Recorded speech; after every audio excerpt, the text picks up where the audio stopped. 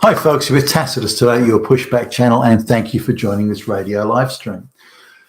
In this essay, I'd like to talk about the affirmative action education. So we're now heading in the West, at least, we're heading into the third generation of affirmative action university graduates that are coming out into the workforce.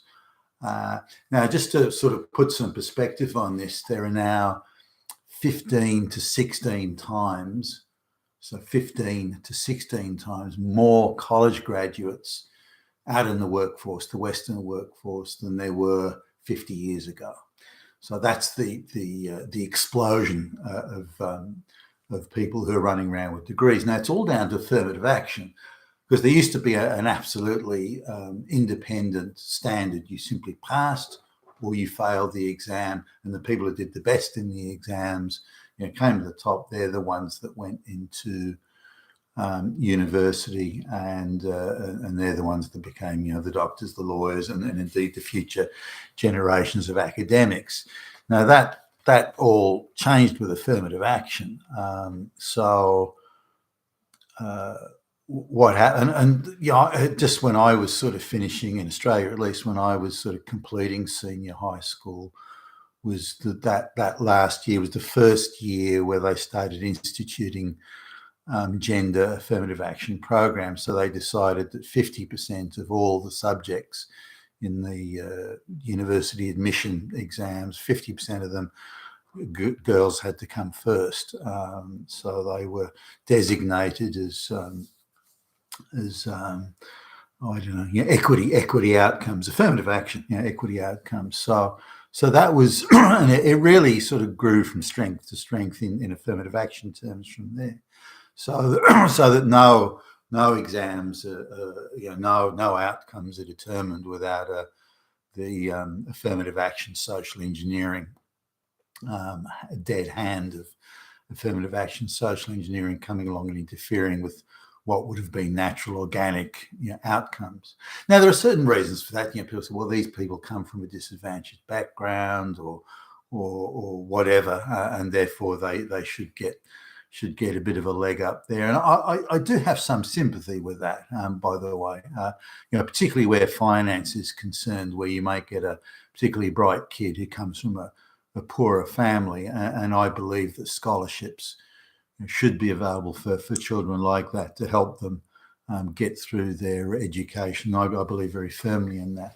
Should exam marks be interfered with, and should people be given, we'll double their marks or triple their marks, their grades, to give them a good pass just because they're a part of an ideologically oppressed group. So the whole thing fell apart because it's all ideologically determined. Well, this group's oppressed, that group's the oppressor, therefore we have to benefit this group over that group.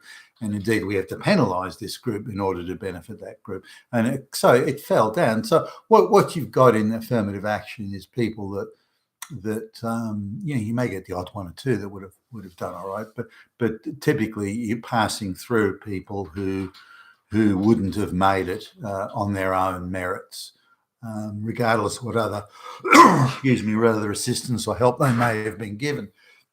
I remember there were after school like coaching classes that the teachers put on at the school I was at, and it could be in any subject. It could be in mathematics or English or physics or history. It could be anything, whatever. And it was sort of driven a bit by demand, but if a number of students got up and said, we need some help here, coaching help, they would come in and teachers would come in and a classroom would be set aside, and the teachers were I thought very generous with their time. I don't know whether that still happens now, but it was in an upper middle class area, so there was more of a commitment to education, even though there was the heavy Marxist view of equal outcomes and equity and that sort of thing. Even then, it was in its infancy then compared to how it is today. But I recall turning up for, I've got quite a vivid memory. I needed a bit of extra help with, some aspects of advanced mathematics. And I turned up and I was the only kid there. I had the teacher all to myself. So I got one-on-one coaching. I mean, you got to pay big bucks for that out in the real world. But and I turned up at some other ones where there'd either be one other kid or no one else. So even if education, like as in coaching, after school or something, is laid on, not that many people take it up. Now, for me, there should be if a kid's showing some sort of promise. From an educational perspective, then I think all those resources and facilities should be made available to them. But if they choose not to participate in that, then that they shouldn't also then get an equity free pass if they're not prepared to make some sort of effort themselves.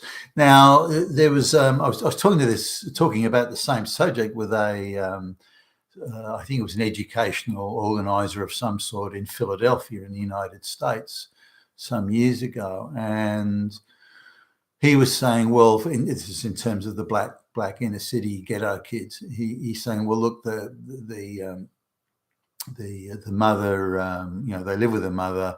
They've got 5 brothers and sisters, all different ages, and the mother has to work. Starting early as I don't know, when the takeout food shop or something, has to start early. So really the eldest kids who may be, say, in, high school, the eldest kids have to look after the younger kids and get them off to school and get them dressed and looked out for. So only then can they come to school, which is why they come late, which is why they don't have the time to either come early or stay after school for say, going into coaching. And I don't doubt there will be situations like that. And it is a difficult one to say, well, how do you break that family cycle of poverty when there are so many people around the lives of these children, adults, who are behaving in self-destructive ways, which is of course spreading that destruction then amongst the children. And that's a tough gig. I do accept that, but only if the kid's bright. If the kid's moronic anyway and doesn't give a stuff, then why put vast resources at their disposal when it's all going to be wasted? It's only going to give extra jobs to low IQ social workers and that sort of thing, which again is a non-achievement for the society at large. It is still best to put your resources amongst the brighter kids, the most willing kids, the harder working kids. Now, this is where affirmative action fell down, because it was just, well, this group's oppressed, so we'll wave them all through. We'll give them all a pass through junior high school. We'll give them all a pass through senior high school, and we'll admit them all into university. And we'll just create a whole bunch of courses for low IQ kids that wouldn't have made it out of junior high school. And there'll be, we'll create courses, in all sorts of sociology type courses and African-American music studies, lesbian dance and all sorts of things like that. And so they're going to get their degrees in those sorts of things, degrees where nobody fails, or where the pass mark is so low that nobody fails. And I've seen in Australia in universities where lecturers have told me that they've got very specific and pointed memorandums, memos that have come around saying you will not fail any black kid for any reason, no matter what. If they registered to do the course, whatever that course might be, you will pass them. That's it. And I've also had personal experience with that, where I was briefly put in charge of a batch of trainees in this multinational company, cadet management trainees, whatever they called them back then. And I was told by senior management that you will pass all the girls that do the course, all the young women that do, you will pass them all, regardless of whether they pass or not, or even if they don't hand in their paper, their examination paper. It doesn't matter. You will pass them. That's the end of it. But you will still hold the boys to the same high standard as has always been the case. So this created a situation where multiple generations of failed university graduates were being passed through. Whether they failed a serious subject or had, again, the lesbian dance theory degree. It doesn't really matter. You have the first tranche were put through close to 50 years ago, and then the second tranche. Now we're into, as I mentioned earlier, the third tranche. Now, the arguments that were made around the time, and I remember, as a kid, school kid, even reading editorials in newspapers about this, or being, picking up snippets of conversations and whatnot I had with some of the more, as I look back now, the Marxist Marxist teachers, even though they didn't back then, they didn't really bring it into the classroom. So there's still that self-discipline, not like today where they beat students over the head with their Marxist bullshit. So, and it seems to be quite acceptable to bring it into the classroom, whereas it wasn't then. But nonetheless, the view that some teachers expressed was, look, if we give just one generation of people, if we just give them a degree, just say, here you go, here's the bit of paper, even though they hadn't worked for it, even though they weren't bright enough to get it, even though they wouldn't have passed in the real, if we just give them a degree, then that will start a process of equalisation where natural forces will then take over and their children will get a degree on merit because they've got that example, that hero, if you like, in their lives to follow. Well, mum got a degree, so I can do it too, and that would change society and create this equality, paradise, nirvana, Garden of Eden that these Marxists go into a swoon over there in their insane, unrealistic imaginings. But it didn't really work, because once you get that many people with degrees who didn't work for the degree, and they've got these cut down bullshit degrees anyway, then it's an exercise in social engineering. You can kind of see the rationale that they would have applied to it. If you gift somebody, if you gift someone $1 million, then they'll suddenly become a wise and sensible businessman and go off and no, it doesn't work that way.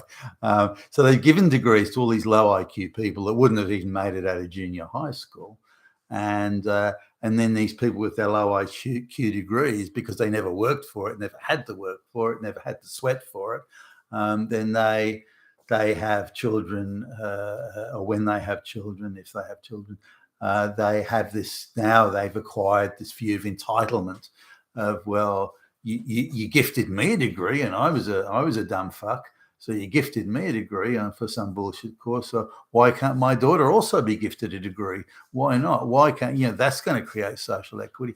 So now, again, we're now in the third generation of that. So is the West, or any part of the world for that matter, better off? We've got a whole lot of very entitled people who've been gifted everything, who've never had to strive and bust their ass for anything at all, and they're running around now in the HR departments and the sociology. They're now the academics and the university lecturers, the school teachers, and all those people are running around with the Marxist paradise is just around the next social engineering corner. And that it get very irritated, annoyed and angry and foot-stamp when this paradise doesn't somehow magically appear. And so they're the ones that are leading the charge now. All straight white men are evil, fascist, Nazi, Hitler. And so the world, I would argue, from a moral perspective at least, is far worse off. If you have to work for something and earn it, and again, I'm talking sort of natural market forces or natural ability, or the bright kids going to, you get a better society overall. It means there are winners or losers, but the wealth created by the people at the apex can be shared by those not at the apex. And it's not perfect, and never will be, by the way, but it's a more equitable way of developing wealth than any other way. Now, to create the equality, this equal nirvana, where this equity thing where everyone's the same, which is being taught. And if you notice, the people that are sort of really pushing this one, they're the low IQ people that can't achieve anything in their own right at all, and never have, never will. They're the ones that want the equity, the world of equity, because it means that they'll share in someone else's hard work. So I would argue that the world is worse off now.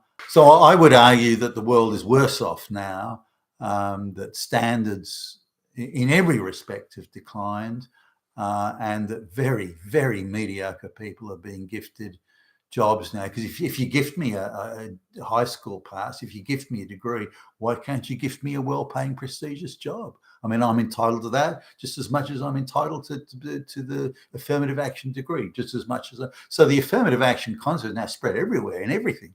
And straight, competent, well-qualified straight white males are relatively unemployable compared to the low IQ, lazy, useless and incompetent affirmative action hire who is now more desirable as an employee in some senior roles. And I come across it all the time. People you wouldn't employ to sweep the fucking floor, and then they're being gifted some very prestigious, well-paying jobs as directors of diversity, HR directors and the like.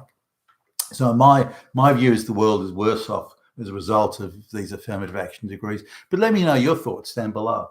You've been with Tastus today, and thank you for listening.